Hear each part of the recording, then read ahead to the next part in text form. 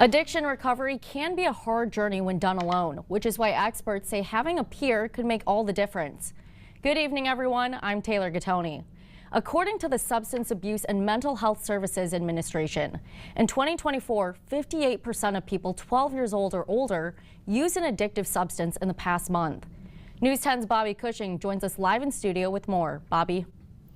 Yeah, good evening, Taylor. According to that same survey, among more than 130 million Americans who drink alcohol, nearly 60 million of them were considered binge drinkers. And numbers from the American Hospital Association show people struggling with addiction don't receive treatment they need. I spoke with experts to understand why peer-led recovery is so effective. Hunter Taylor, the executive director of Lifeboat Addiction Recovery Services, will tell you having somebody alongside you is extremely important for those battling substance use disorder.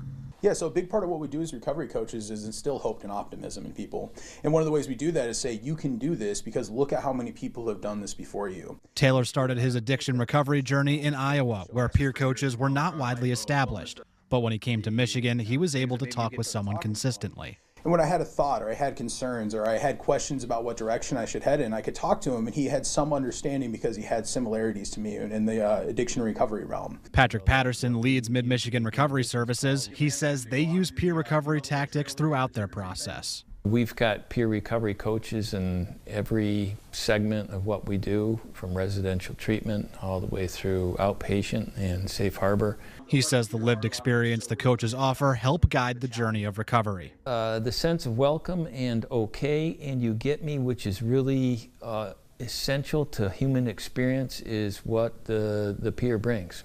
And Taylor recently went back to Iowa, and he could see how recovery has changed in the state. And it's cool to be able to see the services they can access now that I wasn't able to access when I was there.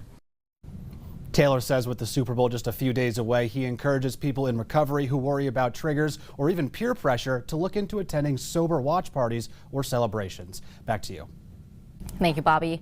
The Michigan Department of Health and Human Services is accepting grant request letters from organizations interested in developing recovery community centers.